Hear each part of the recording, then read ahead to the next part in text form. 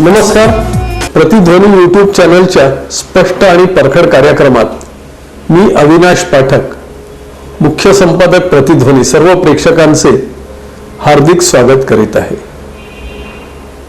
प्रेक्षक हो, नुकत्याच महाराष्ट्रात 2359 ग्रामपंचायतींच्या निवडणुका पार पडल्या. ग्रामपंचायत ही आपल्या संसदीय लोकशाही व्यवस्थेतली सगळ्यात खालची व्यवस्था असते. स्थानिक स्वराज्य संस्था असेही हिला म्हटले जाते. या स्थानिक स्वराज्य संस्था ही सर्व ग्रामीण भागाशीच ग्रामपंचायती जुळलेल्या असतात. त्यामुळे राज्यातल्या ग्रामीण भागातल्या जनभावना काय आहेत हे या निकालातून कळत असतं. या 2359 ग्रामपंचायतींचे निकालही नुकतेच जाहीर झाले आहेत. आज या पूर्ण निकालांचं विश्लेषण तर मी करणार नाहीये. मात्र या निकालातून एक गोष्ट अधोरेखित झाली आहे. ती अशी की गेल्या जवळजवळ 44-45 वर्षापासून, म्हणजे साधारणतः 1977-78 पासून महाराष्ट्राचं राजकारण जे पूर्णतः कंट्रोल करता आहेत अशी व्यक्ती, म्हणजेच जे जाणता राजा म्हणून ओळखले जातात महाराष्ट्रात, किंवा राजकारणातले चाणक्य म्हणून ओळखले जातात, असे शरद पवार, त्यांची लोकप्रियता आता कुठेतरी घसरणीला लागली आहे. आणि आता इतक्या वर्षानंतर पवारांनी राजकारण संन्यास घ्यायला हवा असा संदेश निवडणूक देते आहे, असा एक निष्कर्ष काढता येतोय. या विषयावर आज मी आपल्याशी संवाद साधणार आहे. आता असं विधान मी करण्यामागे कारण काय, तर माझ्याकडे ही जी आकडेवारी आली आहे, 2359 ग्रामपंचायतींवर निवडणुका झाल्या. त्याच्यापैकी 750 जागा भाजपला मिळाल्या. राष्ट्रवादी काँग्रेस अजित पवार गटाला 392 जागा मिळाल्या. म्हणजे जे अजित पवार शरद पवारांच्या आधाराने मोठे झाले असं म्हटलं जात होतं आणि पवार बाजूला झाले तर अजितला कोणीही विचारणार नाही असं बोललं जात होतं, त्या अजित पवारांनी आपल्या काकांना बाजूला ठेवूनही 392 ग्रामपंचायती आपल्या ताब्यात घेतल्यात. आणि शिवसेना शिंदे गट, म्हणजे जिथे उद्धव ठाकरे सांगत होते की आमच्या मदतीने मोठे झालेले निघून गेले पण जनता आमच्या सोबत आहे, तर या शिवसेना शिंदे गटालाही 289 ग्रामपंचायतींवर आपला कब्जा मिळवता आला आहे. म्हणजे शिवसेना शिंदे गटाला सुद्धा जनाधार आहे. हे बघता 2359 पैकी 1431 जागांवर ही महायुती विजयी झालेली आहे ग्रामपंचायतींमध्ये. आणि त्याविरुद्ध काँग्रेस, शरद पवार गट, राष्ट्रवादी काँग्रेसचा आणि शिवसेना शिल्लक या 3 गटांना मिळून 526 ग्रामपंचायती मिळाल्या आहेत. म्हणजे काँग्रेसला 271, शरद पवार गटाला फक्त 145 ग्रामपंचायतींवर आपला कब्जा मिळवता आला आहे आणि शिवसेनेला तर फक्त 110 ग्रामपंचायतींवर आपला कब्जा मिळवता आला आहे. आता पवारांचा बालेकिल्ला म्हणून जो ओळखला जातो, जिथे शरद पवार गेली काही दशक विधानसभा निवडणुकीत विजयी होत होते, त्यानंतर ते लोकसभा निवडणुका तिथूनच जिंकत होते आणि आता त्यांची कन्या सुप्रिया सुळे या जिथून विजयी होतात ते पुणे जिल्ह्यातला बारामती लोकसभा क्षेत्र, तिथे एकूण 28 ग्रामपंचायतींची निवडणूक होती. यापैकी 24 ग्रामपंचायती अजित पवारांच्या ताब्यात आल्या आहेत, 2 भाजपच्या ताब्यात गेल्या आहेत, 2 इतरांच्या ताब्यात गेल्या असल्या तरी सुप्रिया सुळे गटाला एकाही ग्रामपंचायतीत आपला झेंडा रोवता आला नाहीये. आता जिथून पवारांनी आपलं राजकारण सुरू केलं त्या पुणे जिल्ह्याची आकडेवारी बघूया. या जिल्ह्यात 231 ग्रामपंचायतींमध्ये निवडणुका झाल्या होत्या. यात 109 ग्रामपंचायतींवर अजित पवार गटाचा वरचष्मा आहे. 34 ग्रामपंचायतींवर भाजपचं प्राबल्य आहे आणि 10 ग्रामपंचायतींवर शिवसेना शिंदे गटाचं प्राबल्य आहे. म्हणजे 153 231 पैकी 153 जागा, माफ करा, ग्रामपंचायती या महायुतीने आपल्या ताब्यात ठेवल्या आहेत. त्या विरोधात इथे शरद पवार गटाला फक्त 27 ग्रामपंचायतींमध्ये आपला वरचष्मा ठेवता आला आहे. काँग्रेस 25 आणि शिल्लक शिवसेना उद्धव ठाकरेंची तिला फक्त 10 जागांवर 10 ग्रामपंचायतींमध्ये आपला झेंडा रोवता आला आहे. तर शरद पवारांनी आपल्या काकांचा साथ सोडला.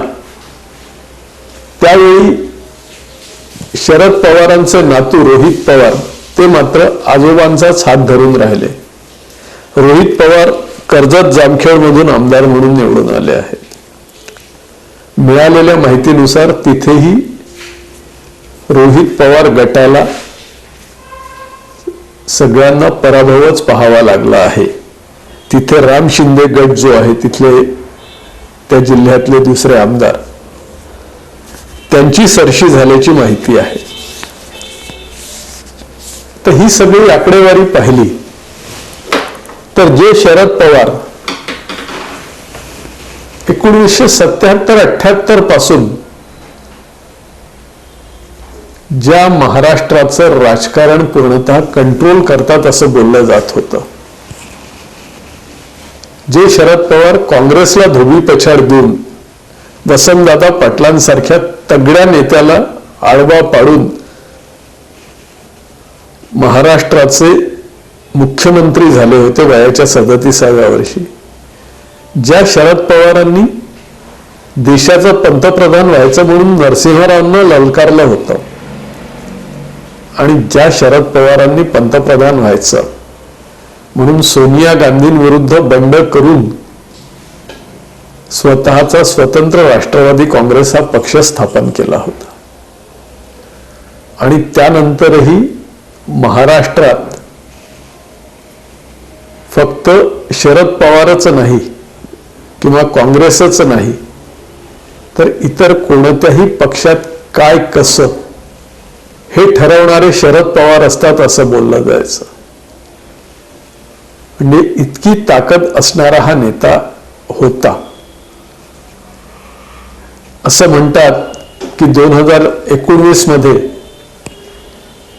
महायुती अगदी वेगात होती. देवेंद्र फडणवीस आणि उद्धव ठाकरे यांची युती झाली होती आणि ते दुसऱ्यांदा सत्तेत येणार हे जवळजवळ निश्चित झालं होतं. ऐनवेळी शरद पवार पावसात काय भिजले आणि त्यांनी निवडणुकीच्या निकालांचं चित्र काहीसं बदलवण्यात ते यशस्वी झाले होते. असे हे शरद पवार त्यांनी नंतर बरोबर उद्धव ठाकरेंना बाजूला घेत भाजपला धोबी पछाड देत महाराष्ट्रात फडणवीसांना दुसऱ्यांदा मुख्यमंत्री होऊ दिलं नव्हतं. मग नंतर 2.5-3 वर्षांनी जे काही घडलं तो भाग वेगळा, पण त्यावेळी पवारांनी आपली रणनीती आखून यशस्वी केली होती. तर अशा क्षमतेचे शरद पवार ते आता 83 वर्षाचे आहेत आणि आज 83व्या वर्षी त्यांची शक्ती क्षीण झाली आहे हे या निकालातून दिसून आलं आहे. आता असं का व्हावं त्याला कारणं अनेक आहेत. पवारांचं राजकारण, त्यांची रणनीती आणि सगळ्यात महत्वाचं म्हणजे त्यांची घराणेशाही. त्यांनी इतकी वर्ष स्वतः सत्ता उपभोगली, आपल्या मागोमाग आपल्या पुतण्याला समोर आणलं, पण पुतण्यालाही त्यांनी एका विशिष्ट मर्यादेच्या पुढे जाऊ दिलं नाही, कारण त्यांना आपल्या मुलीला पुढे आणायचं होतं. मुलीला महाराष्ट्राचं मुख्यमंत्री बनवायचं होतं आणि पुढे केंद्रात मंत्री बनवायचं होतं. यासाठी पवारांनी आपल्या पुतण्याचं म्हणजे अजित पवारांचंही राजकीय खच्चीकरण केलं. परिणामी अजित पवारांना शेवटी पक्ष सोडून वेगळं व्हावं लागलं, काकांपासून वेगळं व्हावं लागलं आणि स्वतःचा स्वतंत्र गट स्थापन करून भाजपशी हातमिळवणी करावी लागली. हे एक उदाहरण झालं. असं पवारांनी अनेकांचं राजकारण खच्ची केलं आहे असं बोललं जातं. राजकारण म्हटलं की या सगळ्या गोष्टी चालणारच, पण इतकी वर्ष साधारणतः 78 पासून पवार महाराष्ट्राचं राजकारण कंट्रोल करत होते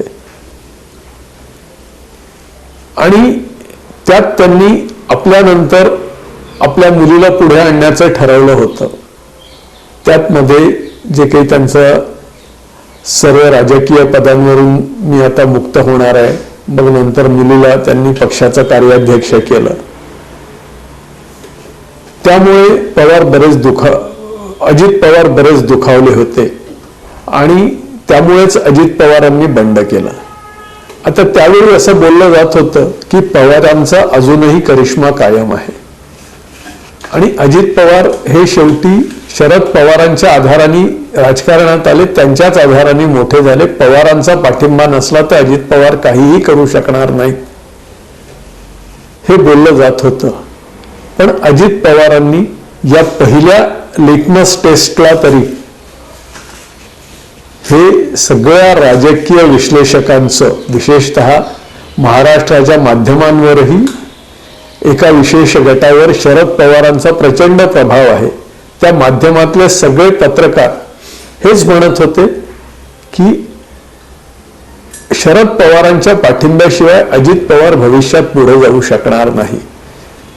ती ही पहिली जी लिटमस टेस्ट होती, तिच्यात हे राजकीय भाकीत अजित पवारांनी खोटं ठरवलं आहे आणि या निमित्ताने महाराष्ट्रातल्या सर्वच मतदारांनी एक संदेश दिला आहे शरद पवारांना की साहेब आता तुम्ही थांबायला हवं.